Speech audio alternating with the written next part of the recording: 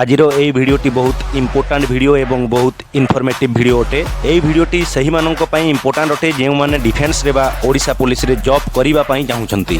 देखंतु फ्रेंड, गत 4 वर्ष हेलानी ओडिशा रे ओएसएपी बा आईआरबी रे नियुक्ति बाहरी पारि नाही। 2020 एवं 2021 रे कोविड रो प्रभाव बहुत बढ़ी जाइथिला, तेणु ओडिशा रे रिक्रुटमेंट होई पारि नथिबारु बहुत गुडिए पोस्ट खाली पड़ी अछि। एही भिडियो माध्यम रे आमे जानिबा आईआर बाटालियन पई 663 पदवी को मुख्यमंत्री मंजूरी दैछंती। यह आमे समस्ते जानिचे, हेले एही आईआरबी पदवी रे एप्लिकेशन आवेदन करिबा पई कोन कोन डॉक्यूमेंट दरकार, बयस सीमा कोन रहिबो, केबे बाहरिबो एही पोस्ट रो रिक्रुटमेंट, मुख्यमंत्री देइथिबा 663 पदवी मध्यरु केते पदवी बाहरिबो वैकेंसी एवं शेषरे जानिबा वुमेन कैंडिडेट एही पदवी पई एप्लिकेशन आवेदन करि परिबे के नाही। ठीक अछि। सो फ्रेंड, आगो को एही परी इनफॉर्मेटिव वीडियो देखिबा पई चैनल टी को जदी फर्स्ट टाइम आसीछंती तेबे चैनल टी को सब्सक्राइब करि दियंतु एवं बेल आइकन को दबाई दियंतु। प्रथमे जानिबा आईआरबी पदवी रे आवेदन करिबा पई कोन सब डॉक्यूमेंट दरकार। तो फ्रेंड, आमे समस्ते जानिछे जे आईआरबी रे 663 पदवी पई मुख्यमंत्री मंजूरी देई सारिछंती, तेणु खूब शीघ्र एही सब वैकेंसी को पूर्ण करिबा पई एडवर्टाइजमेंट बाहरी जिवो। तेणु जेउ कैंडिडेट माने यारो लाभ नेबा पई चाहुचंती बा आईआरबी पदवी पई एप्लिकेशन आवेदन करिबा पई चाहुचंती, से माने सर्वप्रथमे निज निज डॉक्यूमेंट वर्तमान थारु रेडी करिबा पई पड़िबो। ठीक अछि।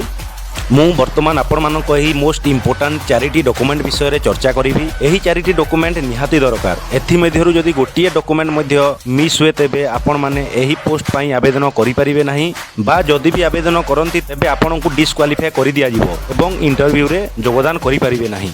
प्रथम डॉक्यूमेंट टी हला एम्प्लॉयमेंट एक्सचेंज सर्टिफिकेट बा नाम पंजीकरण प्रमाण पत्र। एही डॉक्यूमेंट जदि जहा पाखरे नाही, सही कैंडिडेट ओडिशा पुलिस रे बा आईआरबी रे आवेदन करि परिबे नाही।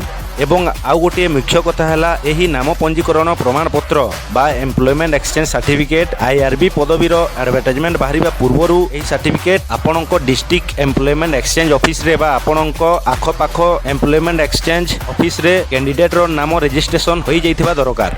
जदि आईआरबी रो एडवर्टाइजमेंट बाहरिबा परे आपण माने एही नाम पंजीकरण करांती तेबे एठारे आपण माने आवेदन करि परिबे नाही, काहेकि ने एठारे सफा सफा लिखा जाइछि for recruitment before the date of publication of advertisement for recruitment. ता माने आपण माने एही पदवीर रिक्रुटमेंट रो एडवर्टाइजमेंट बाहरिबा पूर्वरु आपणक ना रे एम्प्लॉयमेंट एक्सचेंज सर्टिफिकेट करिनेबा आवश्यक। आपण माने बुझि पारले। तापरे सेकेंड रे हला कास्ट सर्टिफिकेट एवं थर्ड रे रेसिडेंस सर्टिफिकेट। कास्ट सर्टिफिकेट केवल एससी एसटी एवं एससी कैंडिडेट पई दरकार एवं जनरल कैंडिडेट बा यूआर कैंडिडेट पई आवश्यकता नाही एवं रेसिडेंशियल सर्टिफिकेट सबु कैंडिडेट पई आवश्यक। तेणु आपण माने ऑनलाइन माध्यम रे जनसेवा केंद्र रे एही सर्टिफिकेट तैयारी करि परिबे, किंबा आपण माने निजर पट्टा बा मालगुजारी रसीद नै तहसील ऑफिस रे एही सर्टिफिकेट तैयारी करि परिबे। एवं शेषरे बाद फोर्थ रे हला कैरेक्टर सर्टिफिकेट। एही सर्टिफिकेट आपण माने आपणक सरपंच पाखकु जाई तैयारी करि परिबे। एही सर्टिफिकेट जेते बेले आपण माने आईआरबी पदवी पई आवेदन करिवे सेते बेले मध्य तैयारी करि परिबे, काहेकि ना निज सरपंच पाखरे आपण माने 1 बा 2 मासर बैक डेट रे सर्टिफिकेट को तैयारी करि परिबे। ओके। देखंतु फ्रेंड, एही सबु डॉक्यूमेंट आपण मानक पई इंपोर्टेंट, किंतु सबुठारु मोस्ट इंपोर्टेंट डॉक्यूमेंट टी हला एम्प्लॉयमेंट एक्सचेंज सर्टिफिकेट बा नाम पंजीकरण प्रमाण पत्र। आपण माने याकू एबेठारु रेडी करी रखंतु, काहेकि ना बहुत शीघ्र आईआर बाटालियन एडवर्टाइजमेंट बाहरिबार अछि। तापरे एही सबु डॉक्यूमेंट सहित आपण मानकर बोर्ड सर्टिफिकेट बा 10th पास सर्टिफिकेट हेउ बा +2 पास सर्टिफिकेट एवं आधार कार्ड नेसेसरी अटे।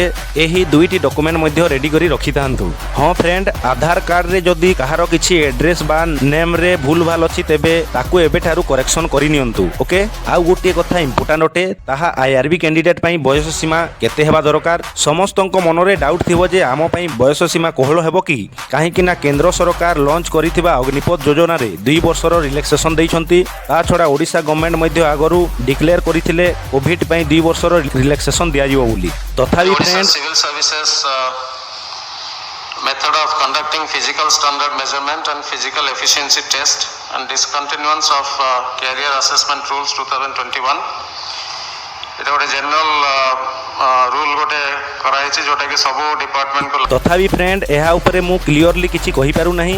ଯଦି ଏହା ଉପରେ କିଛି ଅପଡେଟ୍ ଆସିଲେ ମୁଁ ଆପଣମାନଙ୍କୁ ସାଙ୍ଗେ ସାଙ୍ଗେ ଜଣାଇଦେବି। ଆଗକୁ ଓଏସ୍ଏପି ଏବଂ ଆଇଆର୍ବି ପାଇଁ ଯେଉଁ ସବୁ ଇଲିଜିବିଲିଟି କ୍ରାଇଟେରିଆ ଥିଲା ସେସବୁ ମୁଁ ଆପଣମାନଙ୍କ ସହିତ ସେୟାର କରୁଛି। ଏଠାରେ ଦେଖନ୍ତୁ ଏଜ୍ ଲିମିଟ୍ ୟୁଆର୍ କ୍ୟାଣ୍ଡିଡେଟ୍ ପାଇଁ 18 ବର୍ଷରୁ 23 ବର୍ଷ ଅଛି। ଯଦି ଏହା ଉପରେ 2 ବର୍ଷର ରିଲାକ୍ସେସନ୍ ହେବ ତେବେ ଏହା 23 ବର୍ଷରୁ 25 ବର୍ଷକୁ ବୃଦ୍ଧି ପାଇପାରେ। ଠିକ୍ ଅଛି। ସେହିପରି SC/BC ପାଇଁ 18 ବର୍ଷରୁ 28 ବର୍ଷ ଏବଂ ST/SC କ୍ୟାଣ୍ଡିଡେଟ୍ ପାଇଁ ମଧ୍ୟ 18 ବର୍ଷରୁ 28 ବର୍ଷ ରଖାଯାଇଛି। ଏହା ଉପରେ ମଧ୍ୟ ଯଦି 2 ବର୍ଷର ରିଲାକ୍ସେସନ୍ ହେଲେ ଏହା 30 ବର୍ଷକୁ ବଢ଼ିପାରେ। ଓକେ। କ୍ୱାଲିଫିକେସନ୍ ଆଗରୁ 10th ପାସ୍ ଥିଲା, ଏବେ ମଧ୍ୟ 10th ପାସ୍ ରହିପାରେ। ଏହା ଉପରେ ମଧ୍ୟ କିଛି ଅପଡେଟ୍ ଏପର୍ଯ୍ୟନ୍ତ ଆସିନାହିଁ, କାହିଁକି ନା ଆଗରୁ ଫାୟାରମ୍ୟାନ୍ ଏବଂ ଜେଲ୍ ୱାର୍ଡର କ୍ୟାଣ୍ଡିଡେଟ୍ ପାଇଁ ମଧ୍ୟ 10th ପାସ୍ ଥିଲା, ହେଲେ ବର୍ତ୍ତମାନ ଏହାକୁ +2 ପାସ୍ କରିଦେଇଛି। ତେଣୁ ଏହା ଉପରେ କିଛି କ୍ଲିଅରଲି କହି ହେଉନାହିଁ। ଆଗକୁ ଏହା ଉପରେ କିଛି ଅପଡେଟ୍ ଆସିଲେ ଆପଣଙ୍କୁ ନିଶ୍ଚୟ ଜଣାଇବି। ସବୁ ଡକୁମେଣ୍ଟ ବିଷୟରେ ତ ଆମେ ଜାଣିପାରିଲେ। ବର୍ତ୍ତମାନ ହାଇଟ୍, ୱେଟ୍ ଏବଂ ଚେଷ୍ଟର ମାପ କ'ଣ ଦରକାର ତା ବିଷୟରେ ଟିକେ ଜାଣିନେବା।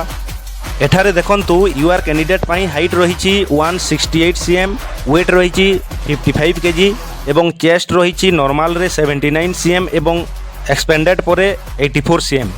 ତାପରେ SC/BC କ୍ୟାଣ୍ଡିଡେଟ୍ ପାଇଁ ମଧ୍ୟ ହାଇଟ୍, ୱେଟ୍, ଚେଷ୍ଟ ସମାନ ୟୁଆର୍ କ୍ୟାଣ୍ଡିଡେଟ୍ ପାଇଁ ରହିଛି ସେତିକି ଦରକାର ଏବଂ SC ଏବଂ ST କ୍ୟାଣ୍ଡିଡେଟ୍ ପାଇଁ ହାଇଟ୍ 168 cm ଦରକାର, ୱେଟ୍ 50 kg ଦରକାର ଏବଂ ଚେଷ୍ଟ ନର୍ମାଲରେ 76 cm ଏବଂ ଏକ୍ସପେଣ୍ଡେଡ୍ରେ 81 cm ରଖାଯାଇଛି। ଓକେ। ଆଉ ଗୋଟିଏ ଇମ୍ପୋର୍ଟାଣ୍ଟ କଥା, ଓଏସ୍ଏପି ଏବଂ ଆଇଆର୍ବିରେ କେବଳ ପୁରୁଷମାନଙ୍କ ପାଇଁ ଆଗରୁ ପଦବୀ ବାହାରୁଥିଲା ଏବଂ ଏବେ ମଧ୍ୟ ଆଇଆର୍ବିରେ କେବଳ ପୁରୁଷ କ୍ୟାଣ୍ଡିଡେଟ୍ ହିଁ ଆବେଦନ କରିପାରିବେ, ମହିଳା କ୍ୟାଣ୍ଡିଡେଟ୍ ଆବେଦନ କରିପାରିବେ ନାହିଁ। ଠିକ୍ ଅଛି। ଏଠାରେ ଦେଖନ୍ତୁ ମୁଖ୍ୟମନ୍ତ୍ରୀ ମଞ୍ଜୁରୀ ଦେଇଥିବା 663 ପଦବୀ କେବଳ 3ଟି ଆଇଆର୍ ବାଟାଲିୟନ ପାଇଁ କରାଯାଇଛି। ଏମିତି ତ ଓଡ଼ିଶାରେ 8ଟି ଓଏସ୍ଏପି ବାଟାଲିୟନ, 9ଟି ଆଇଆର୍ ବାଟାଲିୟନ ଏବଂ 2ଟି SS ବାଟାଲିୟନ ଅଛି। ଟୋଟାଲ 19ଟି ବାଟାଲିୟନ ରହିଅଛି। ଏଥିମଧ୍ୟରୁ 3ଟି ଆଇଆର୍ ବାଟାଲିୟନରେ 663 ପଦବୀ ମଞ୍ଜୁରୀ ଦିଆଯାଇଛି। କିନ୍ତୁ ଏହାର ମାନେ ଏହା ନୁହେଁ ଯେ 663ଟି ପଦବୀ ବା ଭେକେନ୍ସି ବାହାରିବ, କାହିଁକି ନା ଏହି 663ଟି ପଦବୀ ମଧ୍ୟରୁ ଆସିଷ୍ଟାଣ୍ଟ କମାଣ୍ଡାଣ୍ଟ, ହାବିଲଦାର ମେଜର, ହାବିଲଦାର, ସବ୍ ଇନ୍ସପେକ୍ଟର, WT, ହାବିଲଦାର WT, ମେଡିକାଲ ଅଫିସର ଏବଂ କନେଷ୍ଟବଳ ପରି ଅନେକ ପଦବୀ ରହିଛି। ଏହି ସବୁ ପଦବୀ ମଧ୍ୟରୁ କନେଷ୍ଟବଳ ପଦବୀକୁ ଛାଡ଼ିଦେଲେ ବାକି ଯେଉଁ ସବୁ ପଦବୀ ରହିଛି ତାହା ଡାଇରେକ୍ଟ ଭ୍ୟାକେନ୍ସିରେ ବାହାରେ ନାହିଁ। ସେହି ସବୁ ପୋଷ୍ଟ ପ୍ରମୋସନ୍ ଗ୍ରାଉଣ୍ଡରେ ଫିଲ୍ଅପ୍ ହୋଇଥାଏ। ତେଣୁ ଦେଖନ୍ତୁ ଏଠାରେ କେବଳ କନେଷ୍ଟବଳ ପାଇଁ 154ଟି ପଦବୀ ନୂଆ ବାହାରିଛି ଏବଂ ଆଇଆର୍ବିରେ ଆଗରୁ ଯଦି କେହି ରିଟାୟାରମେଣ୍ଟ ହୋଇଥିବେ, ଡିସମିସ୍ ହୋଇଥିବେ ବା ରିଜାଇନ୍ ଦେଇଥିବେ ଏବଂ କେହି ଯଦି ମରି ହଜି ଯାଇଥିବେ ତେବେ ତାଙ୍କ ସବୁ ପୋଷ୍ଟ ଖାଲି ପଡ଼ିଥାଏ। ତେଣୁ ସେହି ସବୁ ପୋଷ୍ଟକୁ ମିଶାଇ ଲାଗୁଛି ମ୍ୟାକ୍ସିମମ୍ 170ରୁ 180 କନେଷ୍ଟବଳ ପଦବୀ। ଗୋଟିଏ ବାଟାଲିୟନ ହିସାବରେ 3ଟି ବାଟାଲିୟନ ପାଇଁ 500ରୁ 550ଟି ପଦବୀ ବାହାରିପାରେ ଏବଂ ଏହା ସେପ୍ଟେମ୍ବର 2022ରୁ ନଭେମ୍ବର 2022 ମଧ୍ୟରେ ଲାଗୁଛି ଏହି ଆଇଆର୍ବି ଭ୍ୟାକେନ୍ସିର ଆଡଭର୍ଟାଇଜମେଣ୍ଟ ବାହାରିବ ଏବଂ ସାଙ୍ଗେ ସାଙ୍ଗେ ରିକ୍ରୁଟମେଣ୍ଟ ମଧ୍ୟ ହୋଇଯିବ। ତେଣୁ ଆପଣମାନେ ଏହି ସବୁ ଡକୁମେଣ୍ଟ ବା ଯେଉଁ ସବୁ ଡକୁମେଣ୍ଟ ବିଷୟରେ ଆମେ ଚର୍ଚ୍ଚା କଲେ ତାହା ଏବେଠାରୁ ରେଡ଼ି କରି ରଖନ୍ତୁ ଏବଂ ଫିଜିକାଲ ଇଭେଣ୍ଟ ପାଇଁ ପ୍ରିପାରେସନ୍ କରନ୍ତୁ। ଏହି ଭିଡ଼ିଓଟି ଯଦି ଆପଣମାନଙ୍କୁ ଭଲ ଲାଗିଲା ତେବେ ଭିଡ଼ିଓଟିକୁ ଲାଇକ୍ କରିଦିଅନ୍ତୁ, ସେୟାର କରିଦିଅନ୍ତୁ ଏବଂ ଚ୍ୟାନେଲକୁ ଯଦି ଫାର୍ଷ୍ଟ ଟାଇମ୍ ଆସିଛନ୍ତି ତେବେ ଚ୍ୟାନେଲକୁ ସବସ୍କ୍ରାଇବ୍ ମଧ୍ୟ କରିଦିଅନ୍ତୁ, କାହିଁକି ନା ଆଗକୁ ଏହିପରି ଇନଫର୍ମେଟିଭ୍ ଭିଡ଼ିଓ ଏହି ଚ୍ୟାନେଲରେ ପୋଷ୍ଟ ହେଲେ ସର୍ବପ୍ରଥମେ ଆପଣଙ୍କ ପାଖକୁ ପହଞ୍ଚିଯିବ। Thank you.